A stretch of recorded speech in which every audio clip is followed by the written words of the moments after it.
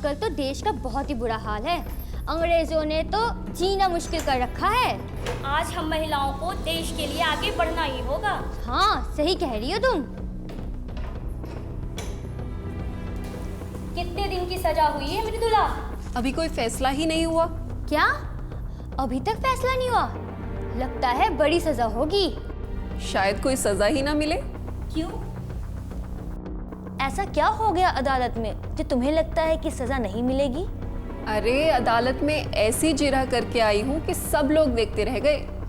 Police वाले सोचते थे कि जैसा वो कहेंगे मैं मान जाऊंगी और चुपचाप सजा कबूल कर लूंगी। लेकिन मृदुला, मजिस्ट्रेट तो पुलिस के बयान पे ही फैसला कर वालों को तो मैंने ऐसा लताड़ा कि वो भी याद रखेंगे। मैंने तो साफ साफ कह दिया कि मैंने कोई धरना नहीं दिया। आप मजिस्ट्रेट हैं, जो चाहे फैसला कर लें, लेकिन ना तो मैंने किसी को पकड़ा, ना ही रोका और ना ही धक्का दिया। हाँ, मैं वहाँ दुकान पर खड़ी तो जरूर थी, लेकिन धरने में शामिल नहीं थी। भीड़ के साथ पुलिस वालों ने मुझे भी गिरफ्तार कर लिया। मृदुला, तुम्हें अदालत में जिरह नहीं करनी चाहिए थी।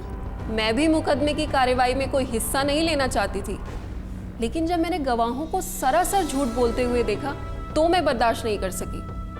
लेकिन तुम्हें बर्दाश्त करना चाहिए था। मैंने भी इतने दिनों कोई घास नहीं खोदी। थोड़ा बहुत कानून मैं भी जानती हूँ। ऐसे कैसे झूठ बर्दाश्त कर लेती? पुलिस वाले तो समझते थे कि ये तो कुछ बोलेगी नहीं, हम जो चाहेंगे बयान दे देंगे। तो आज तक तो यही तो चलता आ रहा है और हम मुजाहिदे आज़ादी हैं। मुजाहिदे आज़ादी हैं तो कुछ भी सहन करेंगे क्या? मैंने तो जब अदालत में जिरह शुरू की तो सब लोग बगले झांकने लगे। पुलिस के तीनों गवाहों को मैंने वहीं के वहीं झूठा साबित कर दिया। तो क्या जिरह करने पर मजिस्ट्रेट ने कुछ नहीं कहा? शमा दीदी, मजिस्ट्रेट ने भी कहा। क्या कहा मजिस्ट्रेट ने? जब वो मेरे सवालों के उल जलूल जवाब देते तो मजिस्ट्रेट साहब कहते कि जो कहती है उसका जवाब दो, फालतू की बातें ना बनाओ। थानेदार को भी खूब फटकार लगाई मजिस्ट्रेट साहब ने। तो तुम अपना मुंह वहाँ बंद नहीं रख सकती थी? क्यों? मैंने तो वहां सबों का मुंह बंद कर दिया था।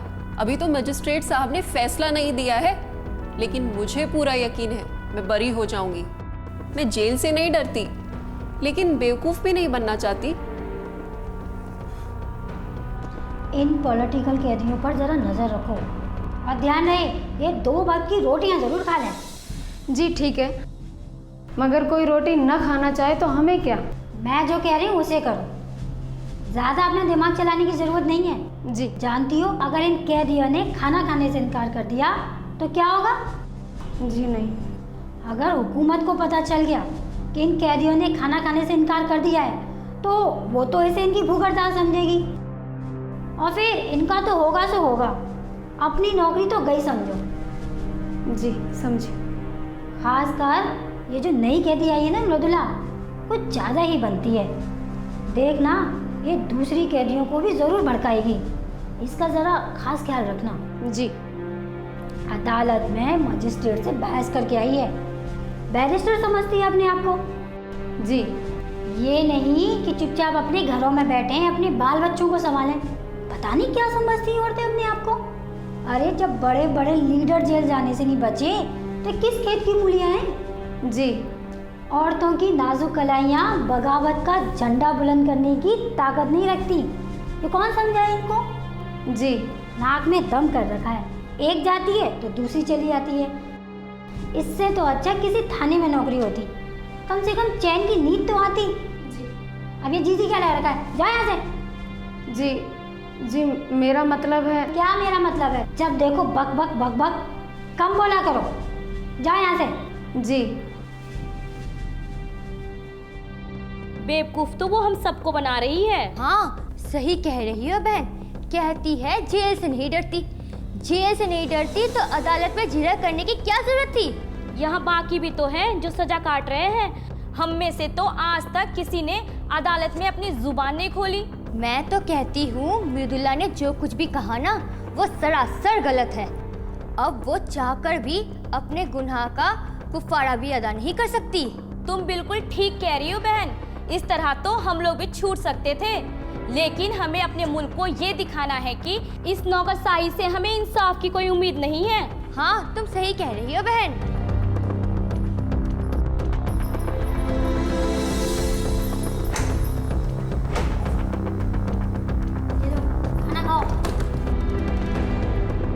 पता नहीं ये गुलामी की रोटियां कब तक तोड़नी पड़ेंगी। बकवास बंद करो और चुपचाप खाना खाओ। ये जेल है, तुम्हारा घर नहीं। घर तो फिरंगियों का भी नहीं है जिनकी तुम गुलामी करते हो। ज्यादा जुबान चलाने की जरूरत नहीं है। जो मिला है खा लो, वरना ये भी नसीब नहीं होगा। इनके मुंह ना लगो बहन, ये सब अंग्रेजों के गुलाम हैं। उनके खिलाफ एक शब्द भी नहीं सुन सकते। अरे चलो चलो, ये तो बड़बड़ाती रहती है, इनकी बकवास मत सुनो, चलो। और ये मृदुला भी ना इनकी जैसी हो गई है। अदालत में जिरह करना, सजा माफ करवाना, ये माफी मांगने के बराबर ही तो है ना। कहती है कि वो धरना देने नहीं गई थी। अरे झूठ कहती है। धरना देने नहीं गई थी तो धरने के दिन वो दुकान पे करने क्या गई थी? गिरफ्तार हो गई तो मुकर गई। अब ये माफी मांगने के बराबर ही तो हुआ ना। बहन, जेल में रहने के लिए बड़ा कलेजा चाहिए। उस वक्त तो वाहवाही लूटने के चक्कर में गिरफ्तारी दे दी और अब रोना आ रहा है। मैं तो कहती हूँ ऐसी औरतों को कौम के कामों के बीच आने ही नहीं देना चाहिए। बेकार में आगे आकर हमारी तहरीक को और बर्बाद कर देती हैं। अब तो उसके साथ यहाँ रहना भी हमारे लिए दुश्वार है। उस बागी के बिना ही अब हम चैन से रह पाएंगे। हाँ, सही कह रही हो।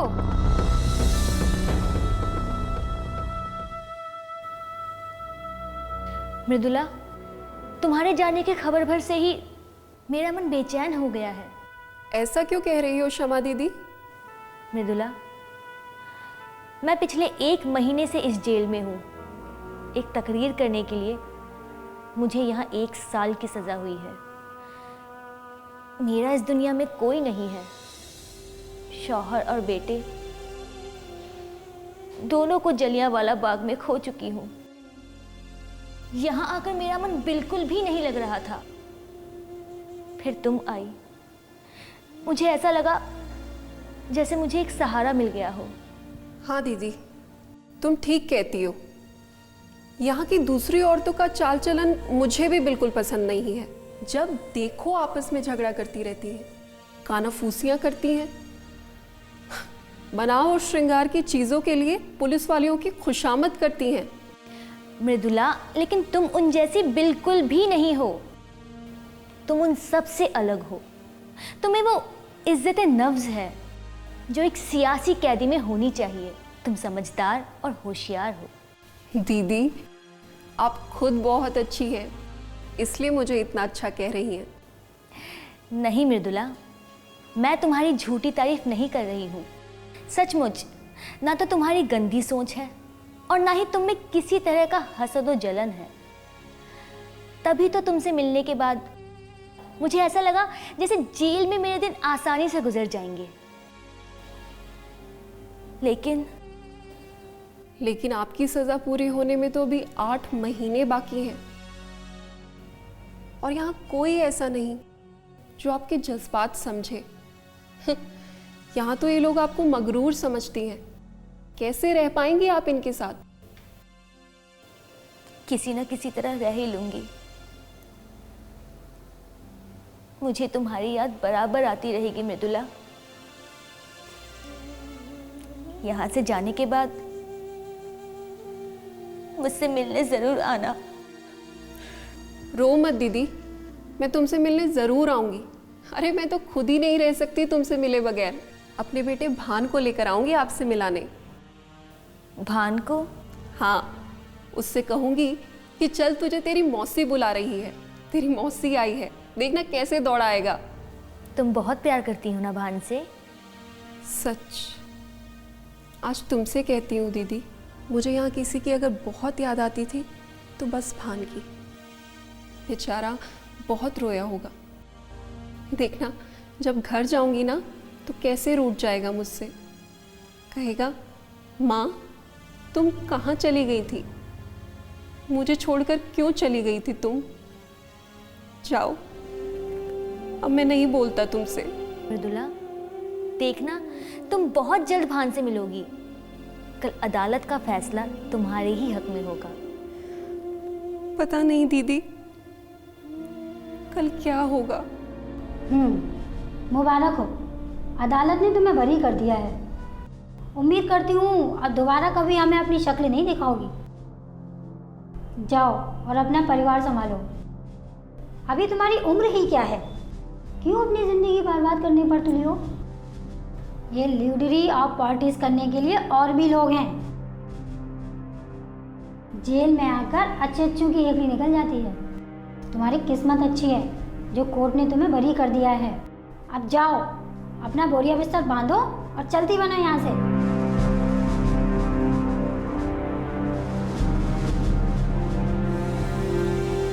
यहाँ से जाकर मुझे भूल जाओगे मृदुला? तुम्हारे लिए तो ये पहचान रेलगाड़ी में हुई किसी पहचान की तरह है, और मेरे लिए उसी पहचान के वादे हैं। कैसी बातें करती हो दीदी? आइंदा कभी भेंट हुई तो मुझे पहचान तो लोगी ना, या सिर्फ मुस्कुराकर नमस्ते करते हुए चली जाओगी? यही दुनिया का दस्तूर है। खुद के रोने से फुर्सत नहीं मिलती तो दूसरों के लिए क्या रोए। लेकिन एक बात याद रखना मृदुला, तुम्हारे लिए भले ही मैं कुछ नहीं हूं, लेकिन मेरे लिए तुम सब कुछ हो। कभी अपनों के बीच बैठकर मुझ बदनसीब को भी याद कर लेना। दीदी, आप ऐसी बातें ना करें। मैं कभी आपको नहीं भूल सकती। जब आपकी सज़ा पूरी हो जाए तो आप हमारे घर 2-4 दिन रहकर जाना। आपकी सज़ा पूरी होने पर मैं खुद आकर आपको ले जाऊंगी। ठीक है, जैसा तुम ठीक समझो। अच्छा दीदी, अब चलती हूँ। आपसे मिलने आती रहूंगी।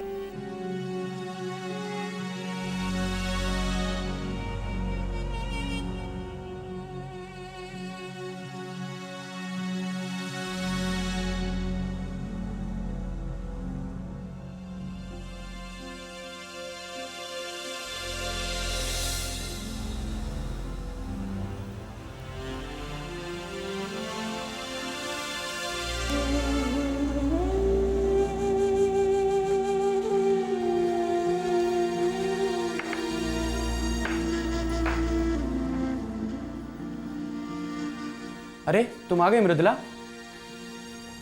बहुत परेशान किया होगा ना आपको भान ने? नहीं मृदुला, हमारा बेटा बहुत समझदार हो गया है। कहता था पिताजी मैं रहूंगा नहीं। माँ तो मुल्क के लिए जेल गई है ना, और मुल्क के लिए जेल जाना तो बड़े फख्र की बात होती है। ऐसी बातें करने लगा है हमारा भान। सचमुच मेरा भान अब बड़ा हो गया है। आप जानते हैं, आप लोगों के बगैर एक एक लम्हा कितना भारी था जेल में। बैठो तो सही मृदुला। जी।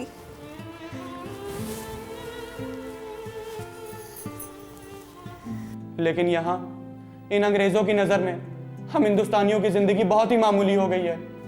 क्यों? क्या हो गया है? होना क्या है, इन अंग्रेजों ने हम लोगों को सताने की एक और नई चाल चली है। नई चाल? कैसी चाल? अब ये लोग संगीनों की नोक पर लगान वसूल करने लगे हैं। क्या? ये क्या कह रहे हैं आप? सच कह रहा हूं मृदुला।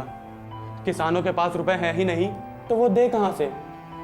अनाज का दाम भी दिनों दिन गिरता चला जा रहा है, और सरकार का हुक्म है कि लगान सख्ती के साथ वसूल किया जाए। अरे सरकार को तो बस अपने टैक्स से मतलब है। रियाया कोई मरे या जिए, इससे उन्हें क्या? भैरवगंज का भी सारा इलाका लूटा जा रहा है। किसान अपना घर बार छोड़ छाड़ कर भाग रहे हैं। तो गांव वाले बस तमाशा देखते रहते हैं, कोई कुछ बोलता नहीं? मृदुला, किसानों की तो हर तरफ से मौत ही मौत है। अगर वो मुंह खोलते हैं तो भी मारे जाते हैं, और अगर चुप रहते हैं तो भी मार खाते हैं। अब तो सरकार न रहकर तानाशाह हो गई है। अपनी मर्जी मनवाने के लिए किसी भी हद तक जा सकती है। ऐसे में रियाया करे तो क्या करे, पर कुछ तो करना होगा।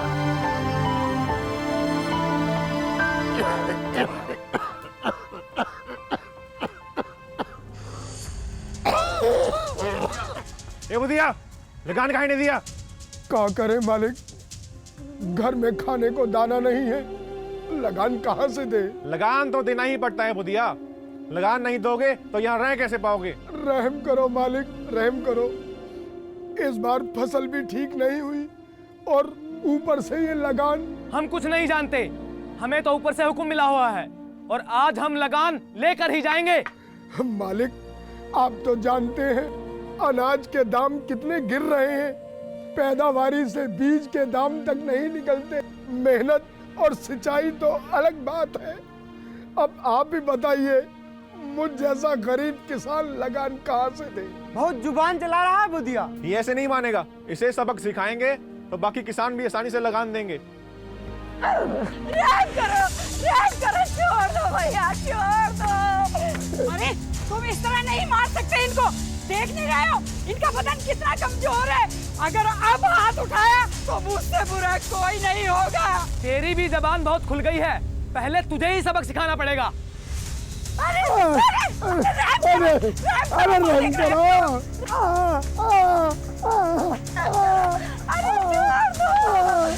मर गया, मत मारो मुझे, मत मारो।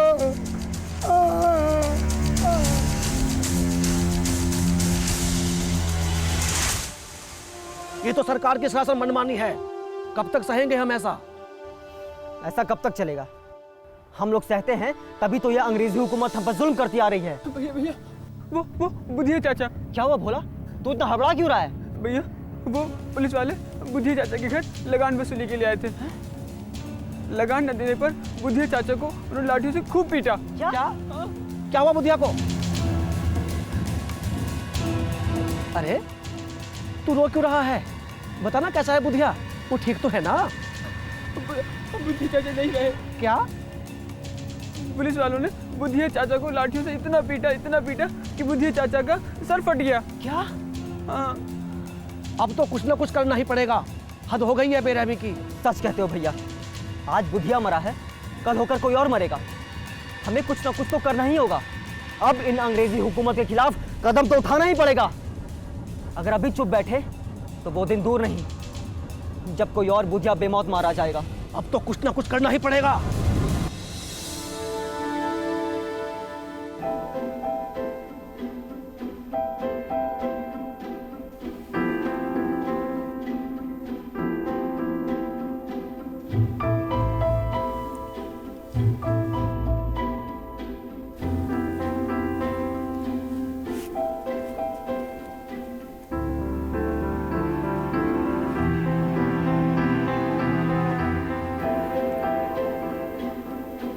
क्या कर रही होगी मृदुला इस वक्त? जरूर भान के साथ खेल रही होगी। पता नहीं उसे मेरी याद आती भी होगी या नहीं। उसे मेरी याद कहाँ आती होगी? उसका पूरा कुनबा है। अपनों की मसरूफियत में मुझे याद करने का वक्त कहाँ मिलता होगा उसे। आखिर उसकी अपनी भी तो दुनिया है। 2 महीने हो गए हैं मृदुला को यहाँ से गए हुए। क्या एक बार भी उसे मेरी याद नहीं आई? याद आती भी होगी तो क्या, उसे भी तो हजारों काम है। और फिर मुल्क के हालात भी तो ऐसे हैं कि सियासी कैदियों से मिलने वालों को शक की निगाहों से देखा जाता है। ऐसे में उसका यहाँ आना ठीक भी तो नहीं है। और फिर मृदुला ने ही तो कहा था कि उसकी सास को ये सब पसंद नहीं है। ऐसे में वो मुझसे मिलना भी चाहे तो कैसे मिलने आएगी?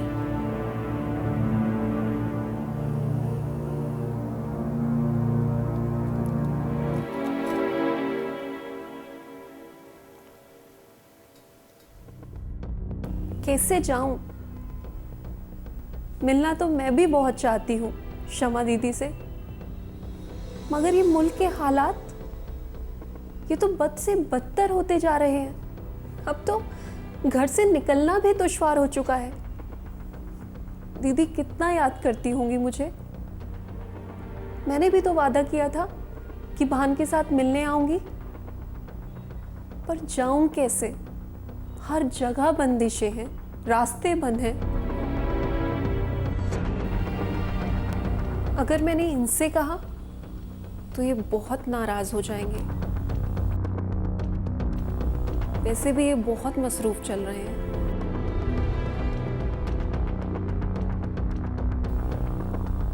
दीदी, आपसे मिलने को तो बहुत जी चाह रहा है, पर क्या करूं? बहुत मजबूर हूं मैं। मृदुला, मैं तुमसे कुछ और नहीं कहना चाहता। मैं फैसला कर चुका हूं। मैं उस लगान मुखालफत जुलूस में जरूर हिस्सा लूंगा। अगर आप ऐसा करेंगे तो आपकी नौकरी चली जाएगी।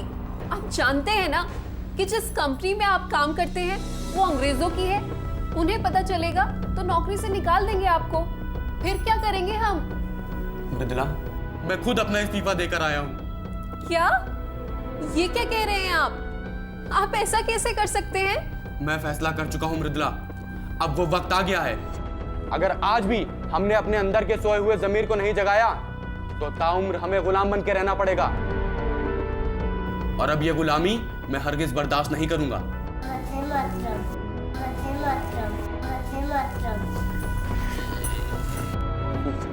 देखा मृदुला, हमारा बच्चा भी आजादी की राह पर चल रहा है।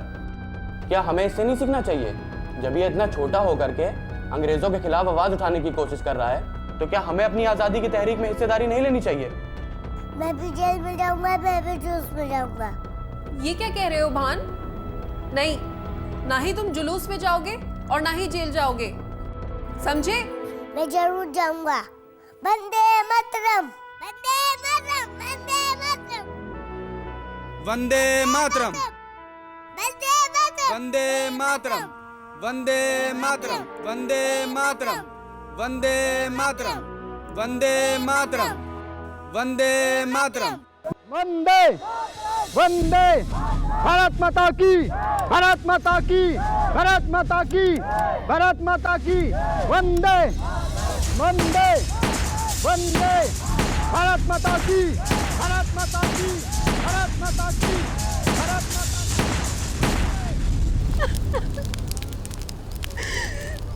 ये सब क्या हो गया? मेरा कुंबा, मेरा बच्चा, सब अब मेरी जिंदगी में कुछ नहीं बचा है। मैं अब किसके सहारे जीऊंगी?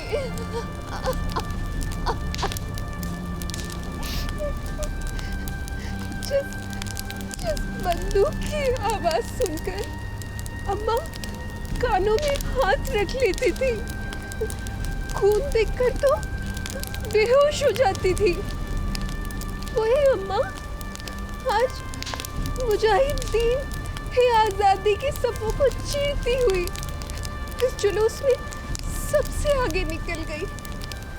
और मेरा भान, वो तो एक छोटा सा मासूम बच्चा था।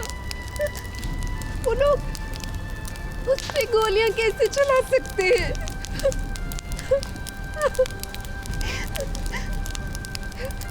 जी तो चाहता है कि यही जलकर खाक हो जाऊं,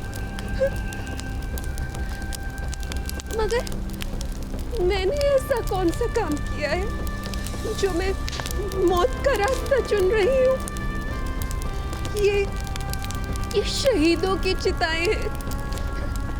मैं इनके साथ जलने के लायक नहीं हूँ। मैं इस नाम के काबिल नहीं हूँ। और अभी तो मुझे बहुत से काम करने हैं। वो भी तो यही चाहते थे कि मैं मुल्क के लिए कुछ करूं। अब वक्त आ गया है अपना सब कुछ मुल्क के लिए कुर्बान करने का। मेरा घर मुल्क के लिए अपनी आजादी दे चुका है। अब मेरी बारी है।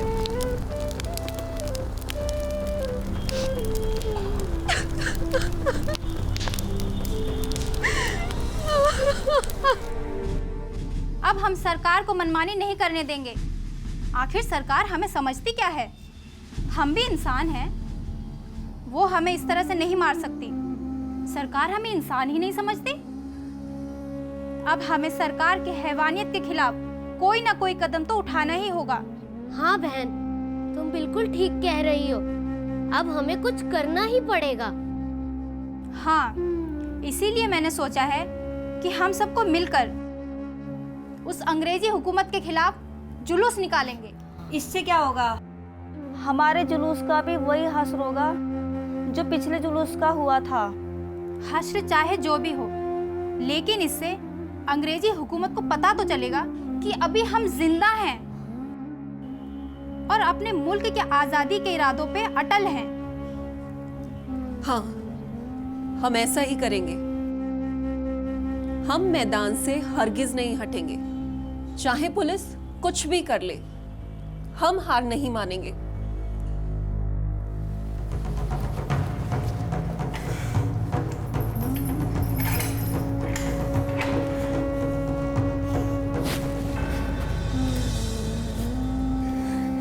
मृदुला, तुम?